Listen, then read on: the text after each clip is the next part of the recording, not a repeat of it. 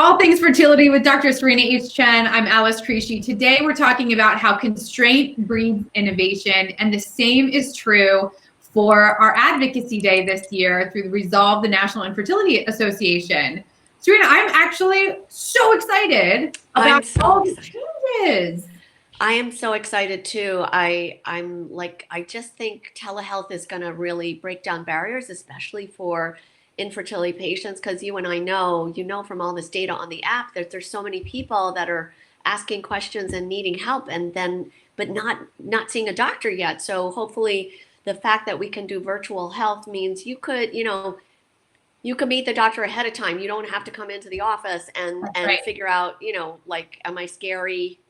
Yeah. Or, It speeds up the whole entire process. And I think that's kind of, one of the keys and one of the things that we can talk about when we do our virtual advocacy day with Resolve is, we can talk about how making telehealth more accessible, in particular, making sure that the reimbursement rate for you is the same as what it would be in person. And now that's supposed to be a federal law. However, we hear anecdotally all the time, people get $20 reimbursement for a specialty consult. And then they just feel like it's not even worth filing for it. So what we need to make sure of, and this is not necessarily the focus of Advocacy Day, but as advocates, this is very concerning to me, is making sure that clinics know how to code correctly, that they put through, the billing reimbursement correctly, and that patients know that they should be advocating for their insurance to cover a telehealth visit with you for a new consult. Yes. And honestly, I'm doing a lot of follow-ups too. Like it's a huge, we can make a baby for almost anybody, like the technology is amazing, but it's complicated. There's a lot of decision making. There's so many questions. So a huge part of this is like the education and the information that takes time, and that should not be devalued. And really, our system before this crisis really devalued information and education, which has a huge impact on outcomes. It doesn't matter. The whole point of why you went to medical school and you did residency and you did fellowship and you have how many years in practice. I didn't do any of that. So we're not going to talk about how many years. I'm relying on you to know all that information and to know all that, give me that advice. And it should be construed as medical advice in a telehealth visit. It's not on the platform, on our platform, FertilityAnswers. It's very much education and information. The moment someone forms a relationship with you, it's medical advice, and that should be a covered benefit 100% of the time at the same rate as an in-person visit, without a doubt. It's huge. So this technology is not of value unless it's applied appropriately. And, with informed consent, and people have to understand and engage with their treatment in order for it to be successful. So, the other thing that I really love about it is that if we can sort of help people digest all the information in smaller steps along the way, I think that we empower the decision making rather than the massive overwhelm that has been happening traditionally with one big first visit. And everything comes at you like a fire hydrant on full blast. And there's a lot of distractions. Like my main office, it's hard to park. It's like parking is a pain in the butt. And then the patient, by the time they park, they come in and they find their way to me. And then their bladder's full. And they're like, well, like it's just... I have to pee. So then that delay. It's not a great environment for absorbing a lot of complicated, emotionally laden information. That's a really good point too, because you're sitting in that waiting room, maybe with your partner or without.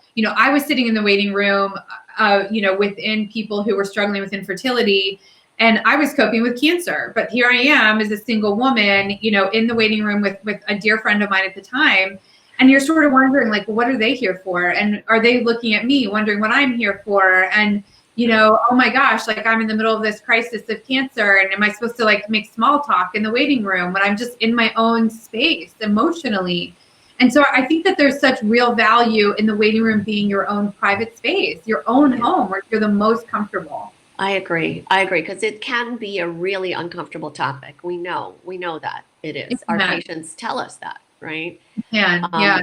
And then virtual advocacy day. Well, we're really excited. There's like a whole bunch of events coming up. Like I'm doing an Instagram live tomorrow at 4:30 Eastern time, where I just want to, talk about just people's questions, because we've been getting so many questions about coronavirus. And then there's also a big event that Resolve and Lodestone Technology is hosting, a Facebook Live that's going to have like a gazillion people in it, where we're trying to be really listen to patient voices. So we really want to try to get as many patients as possible to participate. It's a new platform, so that's also been a challenge that I've been finding. Like, what if the connection drops? What if your Wi-Fi is not good? What if I can't find my earphones? And we had a departmental meeting this morning with my chairman, OBGYN, and he set up the meeting and he didn't mute the audience. So people's like, oh my gosh, we heard like so many things. He's trying to, talk about how many ventilators we have in the department. And meanwhile, the background noise. So the technology is very cool, but the devil's in the details. We definitely need to we need to feel comfortable with tech also. Right. Well, and that's going to be kind of a challenge with our virtual advocacy day. Now, Resolve works with an incredible organization who manages all the appointments on Capitol Hill already. So they've got infrastructure going into it, but this is new for them too. And, the intent is that we will connect on video chat platforms. Not every staff member is expected to want to be on camera. There could be delays in the schedule, just like there are when you're in person on Capitol Hill. But I think that the really unique opportunity we have with the virtual advocacy day is, we usually have the largest numbers when we are on Capitol Hill, the infertility community. And that's consistent day in and day out. What if we double the numbers? I know. Let's just get everybody to come. Right? And yes. You know what? My biggest challenge for Advocacy Day every year, honestly, Alice, is like, I always like to wear a cute dress. Okay. Yes. I like to stand out. Got your shoes. I'm only 5 feet tall. So I feel like, I get squished by people if I don't wear a bright collar. And then, but you have to walk and walk and walk and walk. Right. I know. Huge. And then so wearing far. a cute dress with comfortable shoes, huge I know. challenge. That's why I think Rothy's should sponsor Advocacy Day, whether it's virtual or not. It should be Rothy's. And I'm on Facebook Live right now. And so, that's to be projecting. And I've always thought that, like, let's get Rothy's to sponsor and do like they're so cute, right? Like a logo or something, for it. But I do think that it gives us an opportunity to like really ignite a tweet storm. I mean, I think that's a big opportunity for us. Absolutely. And because a lot of our Congress people and staffers, they're very active on Twitter, right? And they all do. And we can reach them on that, as well as Instagram and the platforms. I was just talking today with the Resolve people. One thing I was thinking is somehow we have to figure out how to leverage TikTok, the TikTok audiences, because we have some of our doctors, right? Like Dr. Laura Shaheen, Dr. Natalie Crawford. I saw her. It was awesome. She did such a good job.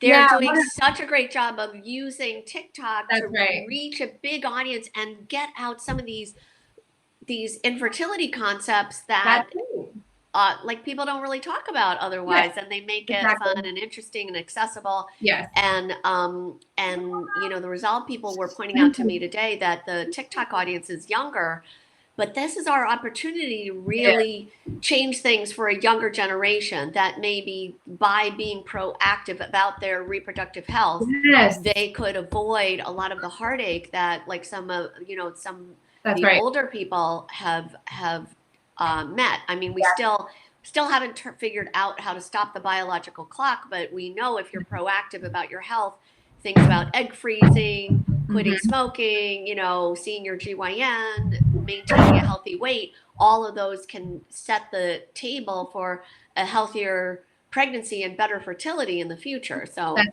that's right. Well, and it gives us, look, the world is digitally connected right now. So on this Monday Motivation, we just want to encourage you to participate in that. We're going to include all the links to the Advocacy Day that you need to find in the comments on every channel.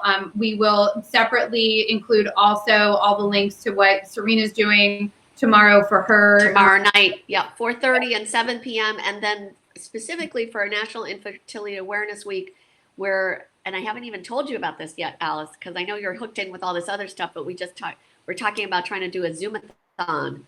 I love it. Friday, the April 24th. Yeah. Yeah. So April 24th, we'll make sure that all these links are included for everyone. So on your Monday motivation, this is Alice and Serena. We're here for you.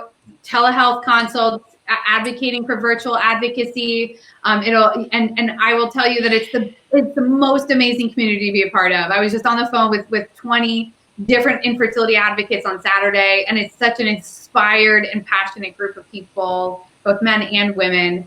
So we hope to see you there, and thank you so much. We'll see you next week for Monday Motivation. Bye now.